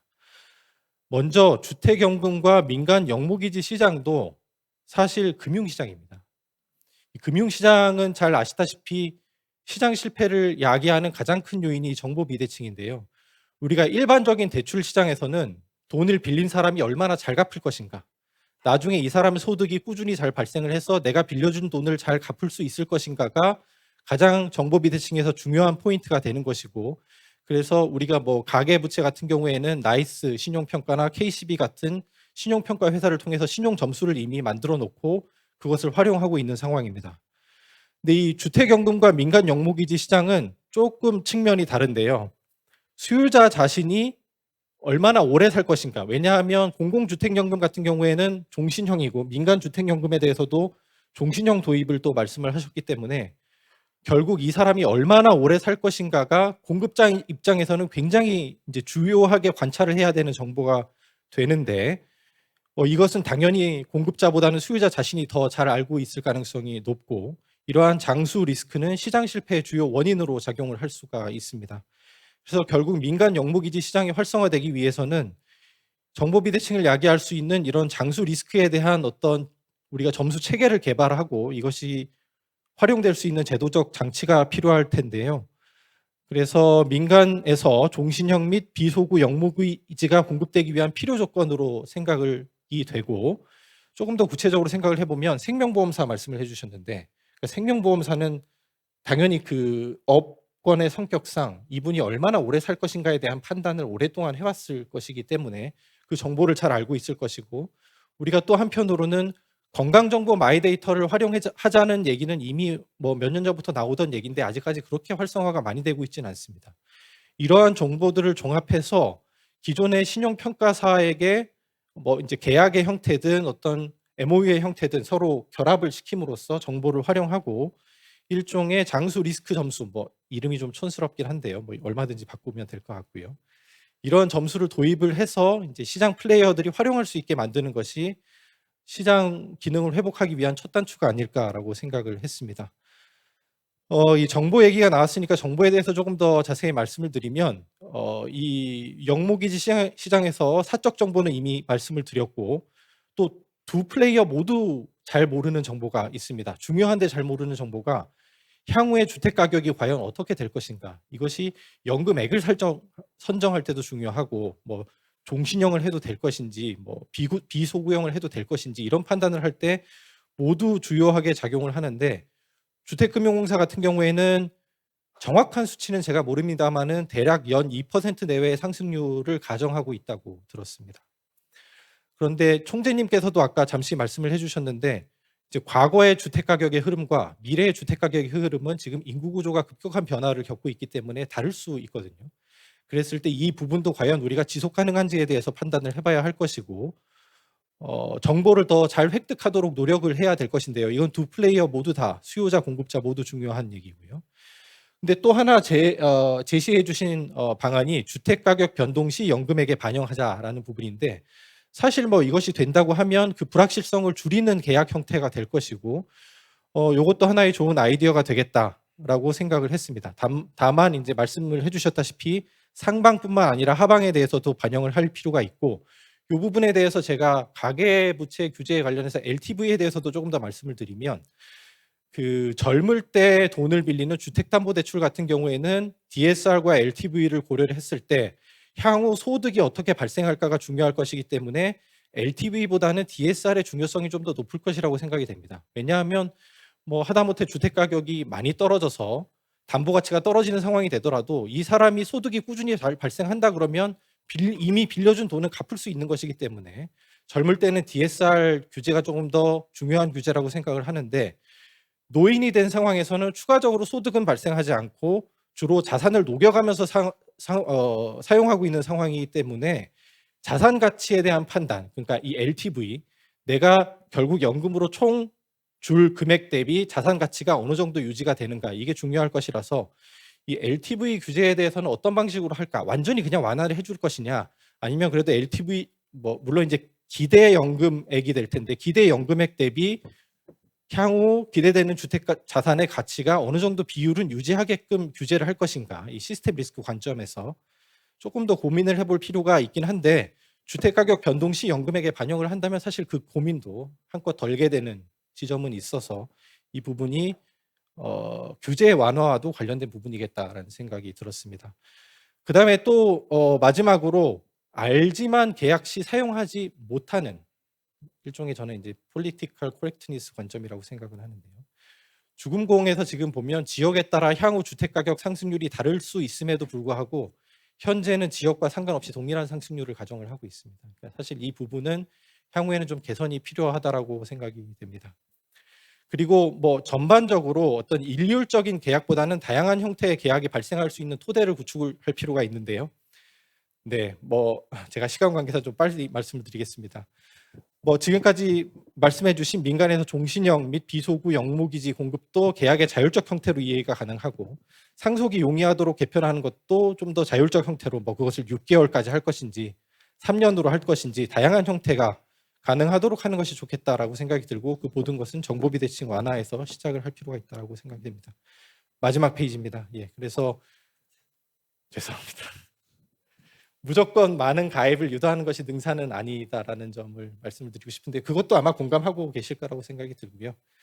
그 자산 유동화를 하지 않고 있는 계층이 이유를 명확히 파악할 필요가 있는데 우리가 보험 계리적으로 페어 컨트랙을 이미 제시를 했다면 주택 자산을 보유한 고령층이 상속을 위해서 현재 내가 좀 부족한 소비를 감내하더라도 난 이것을 안 쓰겠다라고 선택을 하면 뭐 그 자체가 이제 옵티멀인 상황이고 다만 우리가 여기서 주의해야 할 점은 아까 연구에서도 잘 나타나 있는데 기존의 정보, 왜곡된 정보를 전달했기 때문에 전달했다기보다도 정보가 다 아직 제대로 전달이 안 됐기 때문에 발생하는 그런 상황에 대해서는 충분히 개선을 해줘야 되겠다고 생각이 들고요. 마지막 말씀만 드리고 끝내겠습니다. 그래서 지금 국민연금이 지속 가능성의 문제가 계속 제기가 되면서 어떤 개혁의 필요성이 시급하게 제시가 되고 있는데 아직까지 그런 단계의 규모는 아니지만 주택연금도 공정계약의 관점에서 지속 가능성을 염두에 두면서 같이 진행을 했으면 좋겠다라고 말씀드리고 끝내겠습니다. 이상입니다. 잠깐 네, 감사합니다. 오해를 풀기 위해서 하나만 말씀드리면 지금 김만호 박사님 말씀하신 초창기 상대적 빈곤을 절대적 빈곤으로 가자. 근데 이건 현실적으로 우리나라에서 2015년 7월 이후로는 절대 갈 수가 없는 거고요. 이걸 정책적으로 그나마 우리가 활용을 한다 그러면 이미 2015년 7월부터는 우리는 이제 상대적 빈곤 반식의 기준 중위소득을 쓰기 때문에 만약 여기를 같이 접목한다 그러면 이 최저 보장 수준이라는 게 따로 있습니다. 그거를 같이 고려하지 않으면 아마 지금 절대적 빈곤으로 가는 거는 거의 불가능하다 이렇게 말씀드렸습니다. 예, 이게 제가 타이트하게 매니저 하려고 했는데 어떻게 하다 보니까 좀 늘어났습니다. 하여튼 우리 김미루 박사님께서는 어떤 재정 투입 일변도로 이 정책을 대응하지 말고 공공과 민간의 적절한 역할 분담도 해야 되겠고, 그다음 주택연금 시장에서 역선택 문제, 그다음에 너무 정부 지원 일변도로 가다 가입자 확대 위주로 가다 보면 그것이 결국 재정 투입의 증가로 이어질 수 있는 뭐 이런 부작용에 대해서 말씀하셨고요. 시간이 지났기 때문에 불행히도 플로어에 질문을 못 드리겠고, 그래도 저희들이 이제 연구에 관심이 있다는 걸 표해드리기 위해서 제 보기에는 여러 가지 한국의 양도소득세 체제 자체가 굉장히 강한데 특히 1가구 1주택을 할 경우에만 양도소득세 공제가 크기 때문에 사람들이 가급적 주택 하나에 굉장히 이제 이렇게 매달리는 성향이 강하지 않느냐 뭐 이런 느낌이 있고요. 그다음에 앞으로 자본이득이 지금까지 강했기 때문에 어쨌든 집 하나를 붙잡고 늘어지는 그래서 유동화도 안 되는 그런 현상이 앞으로 주택 가격의 자본이득이 사라지면은 그 반대 현상이 또 굉장히 다운레이트 할 것 같고요. 그 양자의 극단의 차이는 정책을 통해서 인센티브를 통한 변화도 의미가 있겠습니다만은 그보다는 어떤 거시경제 큰 상황 자체가 이런 시장 자체를 결정하는 것이 아닌가 하는 그런 논의에서도 관심을 가졌으면 좋겠고, 김태현 박사님께서는 제가 보기에는 기초연금 자체가 커지긴 했지만 그 동시에 기초보장제도가 기초 생계급여는 7조밖에 안 될 정도로 오히려 쪼그라드는 것 같은데요. 이거는 분명히 기초보장과 기초연금 자체가 연계성을 앞으로 더 훨씬 강조해야 되는데 그런 것이 어떤 연금제도의 증가, 이렇게 복지제도의 증가 속에서 간과되는 것이 아닌가 하는 그런 느낌을 받았습니다. 그래서 오늘 뭐 이렇게 시간 늦었습니다만 어떤 노인 빈곤에 관해서 그냥 여러 가지 빈곤의 하나의 영역으로만 생각했었는데 사실 내용을 보면은 다양하게 저희들이 고려할 점이 많다. 특히 빈곤이라는 것이 노인 빈곤이라는 것이 특히 후생 감소를 극대화시킬 수도 있는 그런 상황에서 저희들이 접근해야 되겠고 그런 관점에서 보통은 공적 연금을 통해서 이런 것에 대응하는 것이 일반적이지만 우리나라의 경우는 공적연금 체제가 굉장히 부실하고 그다음에 일반 재정도 약하기 때문에 이것과 달리 다른 대안적 관점에서 특히 이제 민간에서 주택 자산을 좀 더 유동화시키고 그걸 통해서 정책 수단 자체를 좀 더 늘려서 좀 더 파레토 개선하려는 그런 시도를 오늘 굉장히 창의적인 시도고 그 내용에 음미해 보면은 앞으로 정책 방향이 단순히 재정을 퍼붓고 그럴 여력도 없습니다만 그런 쪽으로만 갈 수가 없고 그 대안적 방식을 좀 더 잘 고려해야 되겠고 제도 간 연계가 굉장히 중요하다. 뭐 이런 시사점을 저희 나름대로 유도하면서 토론을 마치도록 하겠습니다. 시간도 조정합니다. 감사합니다. 네, 토론에 참여해 주신 분들의 의견 잘 들었습니다. 자리로 돌아가 주시면 되겠습니다. 수고해 주신 분들께 큰 박수 부탁드립니다.